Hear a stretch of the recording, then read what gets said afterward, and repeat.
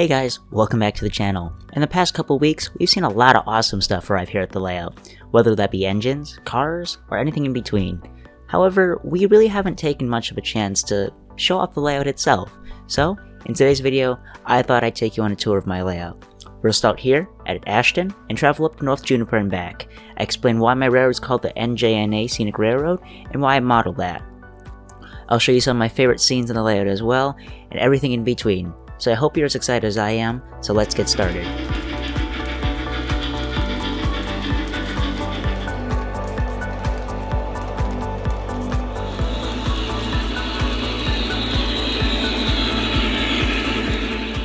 Every good layout needs to have some good track, and for me, the track that I used in the end was Lionel Fast Track. Now, I know Lionel Fast Track has its reputation of being either really great or really terrible, but for me, it wasn't actually my first choice. My first choice was actually MTH scale tracks, and the reason for that is because growing up as a kid, I would read the MTH Railkin catalogs. In the back of these catalogs were a bunch of really cool layout track plans, and there was one that always stood out to me, and that was the Scale Tracks Main Street layout. Now, I thought this was super cool because it was two interconnected loops, basically just one big loop, but in my 3-year-old brain, I thought they were two separate loops, and it had a giant town in the middle, and with two sidings on each end, which allowed for switching operations and point-to-point, operations on there, which I thought was really cool. So it was my dream to build that layout. So when I was old enough to buy scale tracks, I went on eBay and I bought an oval of scale tracks, 054, with some straights. And when they finally came in, I put them together. I was really excited. I ripped everything off my layout, all the fast track off, and I put it together. And I realized how terrible Scale Tracks is. Aesthetically, it's very beautiful, but in terms of running quality-wise and just its reliability, I never liked it. It was warped, it didn't fit properly, it was really fragile, and the thing that I was really confused by, it takes about 16 pieces to make a circle, traditionally though 54, but I was shipped 15, but I only needed 14 to put it together. It's a whole nightmare. And yes, people will probably tell me, oh, you probably didn't put it together or blah, blah, blah. And trust me, I've tried every way under the sun to make this stuff work. It is just not good. And running trains in this is even a bigger nightmare. Here's an example from my buddy Matt, train lover. He is running on one of his family members' layouts, and you can see that engine just bouncing all over the place. So, at that point, I couldn't even return the product. The seller refused to take it back. MTH wasn't much help at that point, so I was $200 down the hole. Now, I was in a kind of a rock and a tough place here, and I was like, what am I going to do? I like the look of Atlas track, but I already spent a lot of money on track, and I don't want to waste my money again. So I looked at what I got, I had fast track, and went, screw it. I'm going to stick with fast track, so that's what I did. Now, the layout's gone through many different redesigns. In fact, the current layout design right now is actually the 3rd or 4th stage. However, the core concept of the layout is that there'd be 2 central loops and a yard, or at least a couple of spurs. And I played around with the idea. I had 036 in the inner loop and 060, and then I did 2 loops 060 with 2 sidings towards the front of the layout. And there were a couple things that I liked and things I didn't like. I just wanted a big yard for switching. And I finally came up with the final design, which was after I was browsing through Pinterest one day, I found the Black River Junction track plan. And I'll put on the screen right now. And one of the reasons I really like this track plan is I really like the switchback style for the yard. I thought it was really cool, and how it was 2 different parts of the layout. You had the downtown area and you had the yard section. I thought that was really cool. So for my layout, I settled upon a combination of Main Street and this, but mostly I took inspiration for my layout from Black River Junction.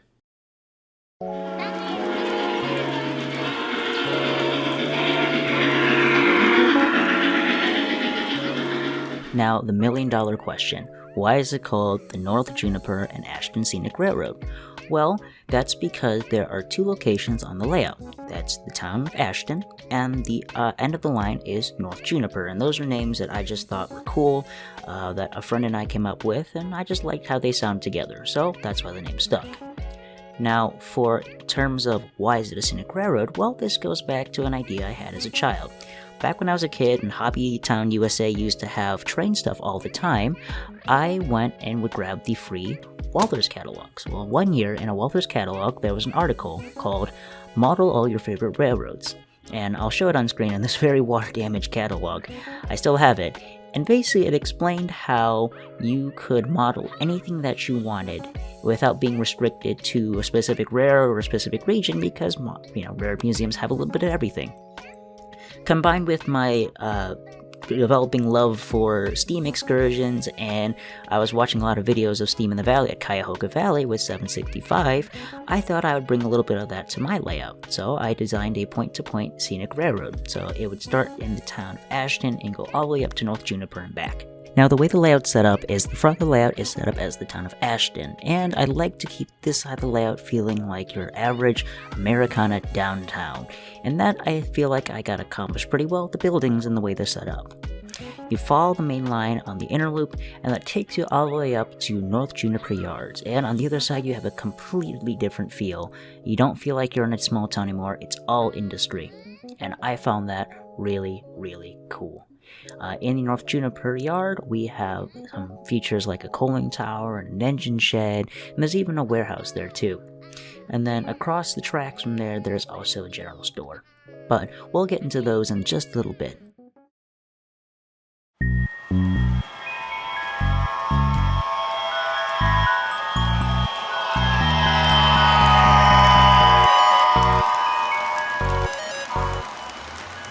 Moving back down to the town of Ashton, we have Main Street, and Main Street consists of 4 Rail King buildings, and I actually got these all on a lot from a gentleman on eBay who sold them as is, so that included all 4 buildings together, with figures, with the lights, with the custom signs as well, and that was a complete steal. I couldn't pass up on that, and it has a very prominent part in my layout. Now, aside from looking pretty and giving that nice Americana downtown feel, it also serves as a really important part of the layout, and that serves as the scenic divider. As you can see, it's very hard to see the backside of the layout, and these 4 buildings serve as a really nice little wall to separate the two. Now, as beautiful as these buildings are, I don't intend to keep them here forever. After recently visiting a good friend of mine, Matt Rochford, our West Chicago Model Railroad, and seeing his layout, he has a lot of Woodland Scenics and Menards buildings, and genuinely, I think they really bring it together, so at some point in the future, I'd like to buy some of those and make my layout look better. Now, going down Main Street, we come down to this American flag with some soldiers and some tanks. And this is a little way for me to incorporate my love of World War II history and tanks as well. And I put 2 of my favorites. This is a Russian KV-2 tank with a giant howitzer on it, aptly nicknamed Stalin's refrigerator, and a Churchill tank, which is one of my favorite tanks. If you walk around my layout, actually, one of the shelves I used to store my rolling stock, there's a bunch of tanks here, and on my workbench, you can also see these Girls and Panzer figures with tanks on them, which is where my love of tanks came from, but I wanted to include that on the layout, just to show a little bit of my other interests as well. Now, moving further down, we have a house on the other end of town, and this house is actually a little bit of a carryover from the other layout design from the Black River Junction layout. And I just thought it'd be a nice way to transition, and also I noticed that my previous layouts didn't really have any good houses, so, you want people to live on your layout, so that's why I have that included there. I don't know how I want to incorporate it fully quite yet, but I will do that at some point or another. Now, moving down close to the tracks, we have this little railroad park, and here we have a little statue of a Lionel pre-war engine and a little Lionel water tower. And I thought it'd be really cool because sometimes at railroad stations you see a caboose or something there or what have you, and I will rotate it out from this little statue or to a caboose that I don't have room for on my shelf just to show it off a little bit. So it will change from time to time. And this little water tower from Lionel, it's porcelain, but funnily enough, if you take the top off, you'll see it's actually a salt and pepper shaker. It's a little bit of an oddball, and probably will replace it with the scale item at some point. However, I always thought it was really funny, so I'm going to keep it there for the meantime. Now, moving to the tracks, we have the train station. This is actually a Rail King train station. You don't see these very often. You usually see the really big passenger stations, but this thing, I love it. It is just the right small town station kind of feel, and it reminds me of an old NW promotional video where you see this giant Class A or Y6B pull up with a freight train and seeing it loaded up and pull away, and I wanted to kind of model that on my layout, so that's why that's there. and next to it is the classic water tower. This is actually a Menards piece, and living in the Midwest, Menards are everywhere. There's one less than 5 minutes away from my house. So while these were basically gone online, you can't find them as much anymore on Menards, but I was actually able to go to a local Menards one day out of chance, and they had one left over, so I snagged that up immediately because it's a beautiful water tower. So for anyone looking for a cheap water tower, if you can get it for the price that it goes for normally, I definitely recommend it. And there are many different plans for what I want to do in the future for this, but for now I'm pretty content with the concept idea of that.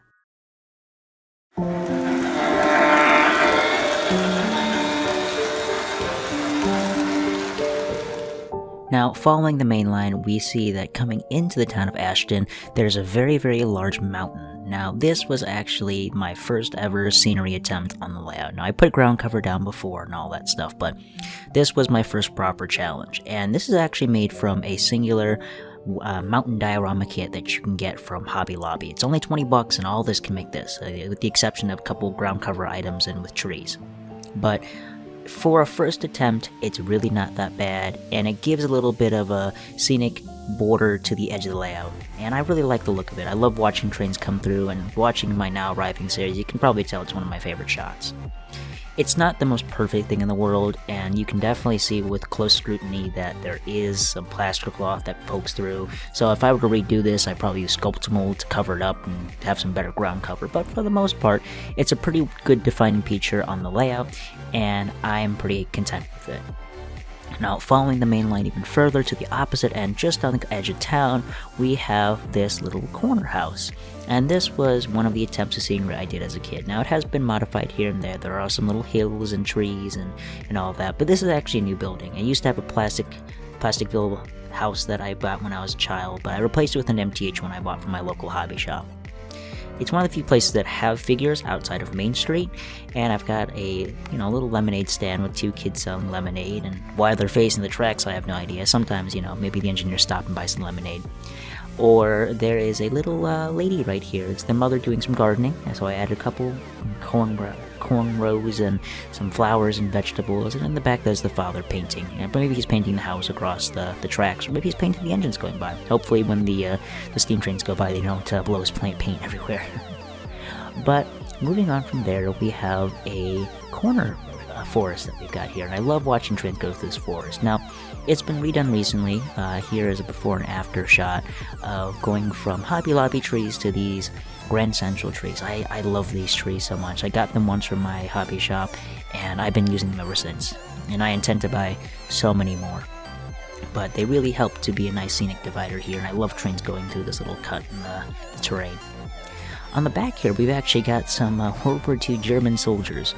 Now, in the little lore of my layout, I like to imagine that they are reenactment soldiers, so, nothing too crazy. The Germans haven't landed in the US, but these are actually got from a little bit of a lot that I got from Goodwill. They were 1/48 scale, so I was like, hey, that's O scale, so I bought them as a kid, and I decided that whoever worked hard to paint these figures, they should be put on a diorama or a layout so they can be appreciated, so that's why they're here. And then moving down the line to the other side, past North Juniper Yard, we have, as I mentioned before, the general store. And the general store is going to be one of the next parts of the layout that I'll scenic next. As you can see, I've put a little bit of some planning into it, but this is a brand new general store. I used to have a completely different one. It's made of porcelain, you can see it here. But I recently bought this at Chicagoland Hobby. It was from another layout that was recently taken down. And I bought it as a replacement, and I just love the detail, whether that be the classic ads on the side of the building, the fruits and vegetables in the front. It looks beautiful. So it's a very welcome addition to the layout, and will be the next part of the layout that I will work on doing scenery for next. So I love it. It's so cool.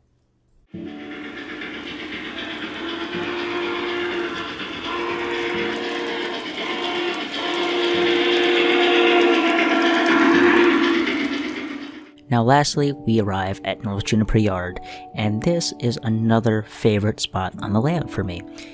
I love just sitting back on this stool here and just looking at the layout from this perspective because it looks so busy and industrial. The front part of the layout looks very Americana. This part, it's all railway, it's all business. Now, the layout here is divided into 3 spurs, and you have the one that goes into the engine shed, one that goes under the cooling tower, and the front engine storage track. So, going into the engine storage track, this is where you'll normally find Nickel Plate Road 7059 sitting. And this is where I usually store my engines so I don't have to take them off the layout, and especially with the 759. As you can see from my previous videos and from this one right here, the 759 is actually a weathered engine. However, it hasn't gotten a chance to get clear coated, and that's perfectly fine. It just means I have to be really careful with it. But the person who did it was actually my friend Angel. He did a beautiful job on it, and I definitely do intend to send more engines to him. So whenever he gets the chance, he's going to clear coat it for me. So, but at the moment, I don't like taking it off the layout and handling it too much because I don't want the weathering powder to come off. So this is a really nice place to keep that engine.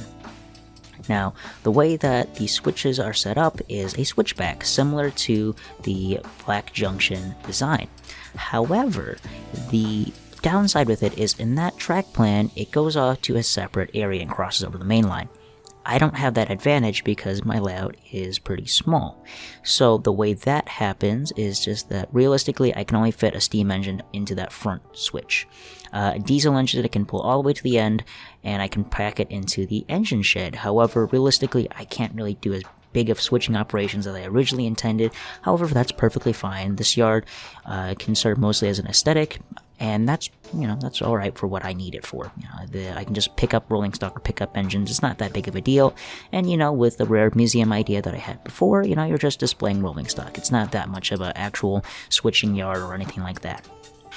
Moving on to the engine shed, this is also a building I picked up from my local hobby shop, and I just love the weathered look. From it, 1, sitting around the hobby shop, and 2, being painted by the previous owner, it is just great. And it also, just like the downtown buildings, serves as a scenic divider. You can't see past the engine shed into the other side of the layout, which is great.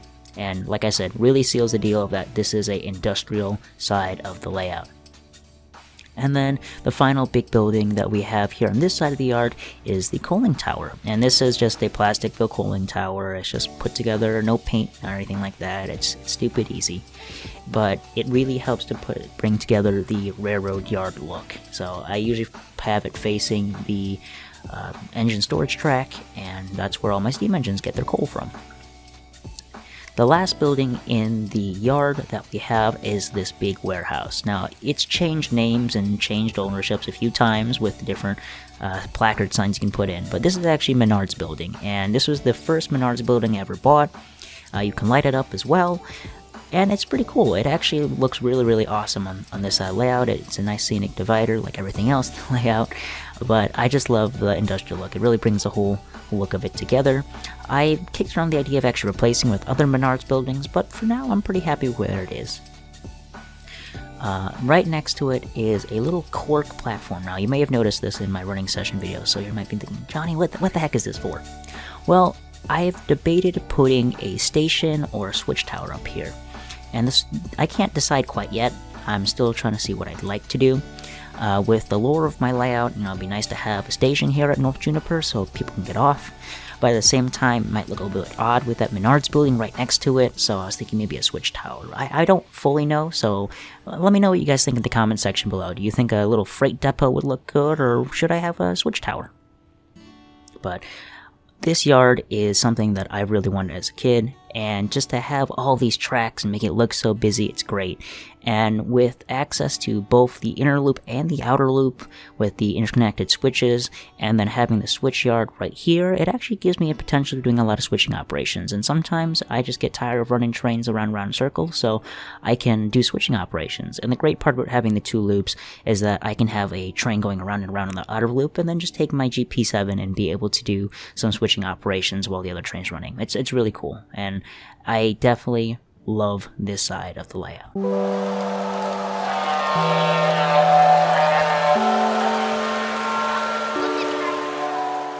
Now we're going to quickly go over the control systems and the layout. It's nothing too complicated. I run Lionel Legacy and MTH DCS. I run primarily Lionel stuff. I have TMCC and Legacy. So the Legacy system is my primary control system. However, recently I had MTH DCS integrated into it, and everything runs through my TIU.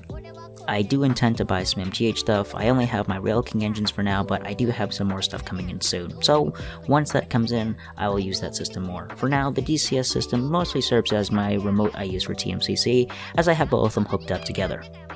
My power is provided by two 180 watt bricks from Lionel.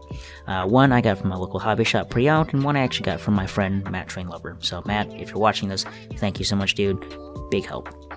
And I have each of the loops isolated, so that means that I can turn one off and one the other off, or I could run conventional on one and command on the other, which is really cool. And for running sessions, it's going to be really helpful, because that means that one person can keep running their train, while the other person can turn off track power and switch it out for another one.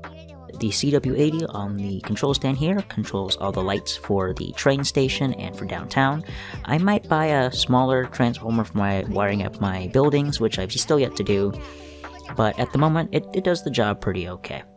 And in terms of the wiring method, I go with the star method. My good friend Burnsy and the guys over at Crossed Anchors helped me do it, and I haven't had any problems with it. My layout's small enough where it works perfectly fine.